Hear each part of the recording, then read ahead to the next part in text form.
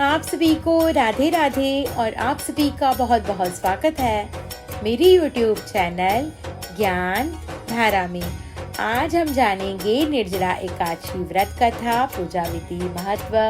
निर्जला एकादशी के दिन भगवान श्री हरि विष्णु को प्रसन्न करने के लिए कौन से मंत्र का जप करें, भगवान विष्णु को भोग में क्या लगाएं, क्या उपाय करें और क्या दान करें।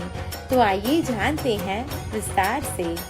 ओम नमो भगवते वासुदेवाय। ज्येष्ठ मास के शुक्ल पक्ष की एकादशी को निर्जला एकादशी कहा जाता है। इस व्रत को रखने से साल की 24 एकादशियों के बराबर फल मिलता है। इस एकादशी को सबसे कठोर एकादशी में से एक माना गया है, क्योंकि इस एकादशी के दिन भोजन और जल नहीं पीना चाहिए। इस दिन भगवान श्री हरि विष्णु की पूजा करने के साथ व्रत रखने से हर तरह के दुख दूर होते हैं और सुख समृद्धि धन संपदा की प्राप्ति होती है। पंचांग के अनुसार ज्येष्ठ मास के शुक्ल पक्ष की एकादशी तिथि 6 जून को रात 2:15 पर आरंभ होगी और 7 जून को सुबह 4:47 पर समाप्त होगी। ऐसे में उदया तिथि के अनुसार निर्जला एकादशी का व्रत 6 जून शुक्रवार को रखा जाएगा। निर्जला एकादशी व्रत का पारण अगले दिन यानी कि 7 जून को दोपहर 1:44 से लेकर शाम 4:31 तक का रहेगा। अब हम जानेंगे निर्जला एकादशी के महत्व के बारे में। निर्जला एकादशी का पौराणिक महत्व बहुत ही खास है। भीम ने मोक्ष की प्राप्ति के लिए यह व्रत रखा था। माना जाता है कि इस एकादशी के व्रत करने से साल भर की सभी एकादशियों का व्रत करने के बराबर पुण्य प्राप्त होता है। निर्जला एकादशी का व्रत बहुत खास माना गया है। ऐसा माना जाता है कि इस व्रत को करने से सारे पाप धुल जाते हैं, साथ ही भगवान विष्णु की कृपा भी मिलती है। धार्मिक मान्यता के अनुसार निर्जला एकादशी का व्रत करने वाले को मरने के बाद मोक्ष मिलता है। निर्जला एकादशी का व्रत करने से जीवन में सुख और समृद्धि आती है और व्यक्ति का आध्यात्मिक विकास होता है। इस दिन अन्न और धन का दान करना बहुत ही शुभ माना गया है। अब हम जानेंगे निर्जला एकादशी की पूजा विधि के बारे में। निर्जला एकादशी के दिन व्रत करने के लिए सुबह उठकर स्नान करें। उसके बाद पीले रंग के कपड़े पहने और सूर्य देव को जल अर्पित करें। भक्ति भाव से भगवान श्री हरि विष्णु का जलाभिषेक करें और प्रभु का पंचामृत सहित गंगा जल से अभिषेक करें। भगवान विष्णु की श्रद्धा पूर्वक पूजा करें। प्रभु को पीला चंदन, पीले पुष्प अर्पित करें। मंदिर में घी का दिया जलाएं। पूरे दिन अन्न या जल ग्रहण न करें।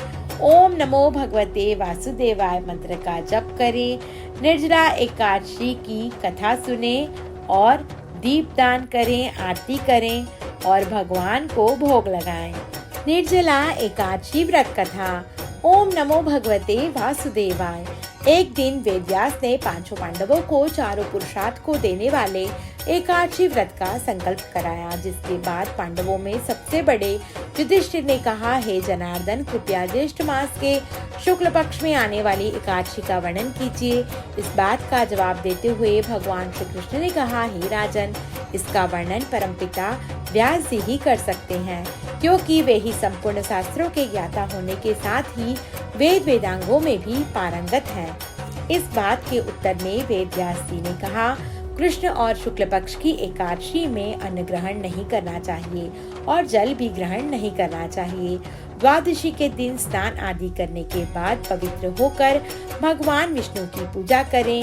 वेद व्यास जी के इन वचनों को सुनकर भीमसेन ने कहा, हे पितामह, मेरा एक मत सुनिए। माता कुंती, राजन युधिष्ठिर, द्रौपदी, अर्जुन, नकुल और सहदेव ये सभी एकादशी का व्रत कर सकते हैं और इस दिन अन्न भी ग्रहण नहीं करते। मुझे भी ऐसा करने को कहते हैं, परंतु मैं उन सभी से यही कहता हूँ कि भूख मुझसे सहन नहीं होती। भीमसेन ने वेद व्यास जी से कहा, आदरणीय पितामह, मैं आपसे सत्य वचन कहता हूँ, मुझसे दिन में एक बार भोजन करने के बाद भी व्रत नहीं होता। मैं उपवास नहीं कर सकता।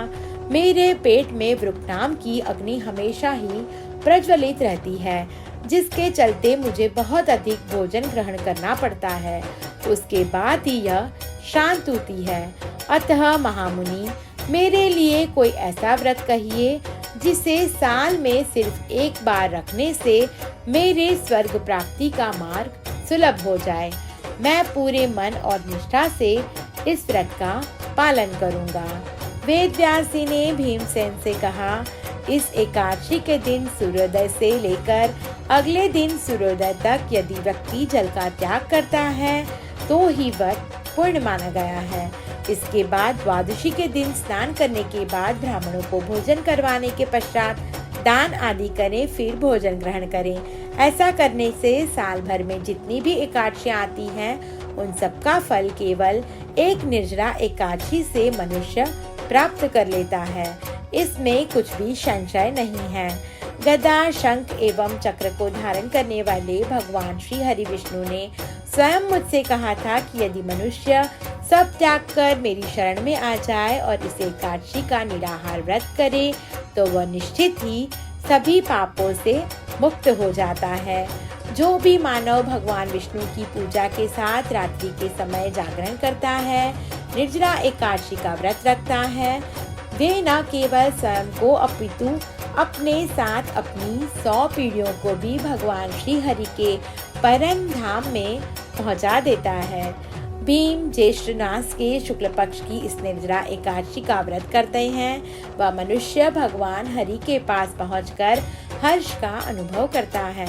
इस तरह से जो भी पूरे मन से पापों का नाश करने वाले इस एकादशी का व्रत को करेगा, वह सभी पापों से मुक्त होकर आनंद को प्राप्त होगा। वेदव्यास जी से यह वचन सुनकर पांडुपुत्र भीम ने इस शुभ एकादशी के व्रत को किया। तभी से इस एकादशी का नाम भीम एकादशी, पांडव एकादशी और निर्जला एकादशी के नाम से जाना जाता है। ओम नमो भगवते वासुदेवाय।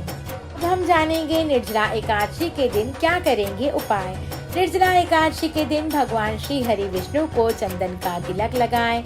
इससे भक्त के घर में सुख समृद्धि और खुशहाली आती है। निर्जला एकादशी के दिन तुलसी के पौधे के पास गाय के घी से 11 दीपक जलाएं। तुलसी की 11 बार परिक्रमा करें। इस एकादशी के दिन भगवान श्री हरि के भोग में तुलसी अवश्य रखें। कुंडली में किसी प्रकार का दोष को दूर करने के लिए निर्जला एकादशी के दिन पानी, शरबत, वस्त्र, पीले फल, आम, तरबूज, शक्कर का दान करें। निर्जला एकादशी के दिन भगवान विष्णु और माता महालक्ष्मी की आराधना करें और ओम नमो भगवते वासुदेवाय मंत्र का जप करें। ऐसा करने से सभी मनोकामनाएं पूर्ण होती हैं। निर्जला एकादशी के दिन ब्राह्मण को शक्कर के साथ जल के घड़े का दान करना चाहिए। अब हम जानेंगे निर्जला एकादशी के दिन क्या करेंगे दान। निर्जला एकादशी का व्रत जल के महत्व को दर्शाने वाला बताया गया है। ये व्रत ज्येष्ठ मास में पड़ने के कारण शीतलता प्रदान करने वाली वस्तुओं का दान करना सबसे शुभ माना गया है। मान्यता है कि इस महीने में तेज गर्मी होती है, सूर्य अपनी पूर्ण गर्मी पर होता है, इसलिए निर्जला एकादशी पर गर्मी से राहत दिलाने वाली वस्तुओं का दान बहुत ही शुभ माना गया है। शास्त्रों में बताया जाता है कि इस दिन सूर्य के ब्राह्मण को जूतों का दान करना बहुत ही शुभ माना गया है।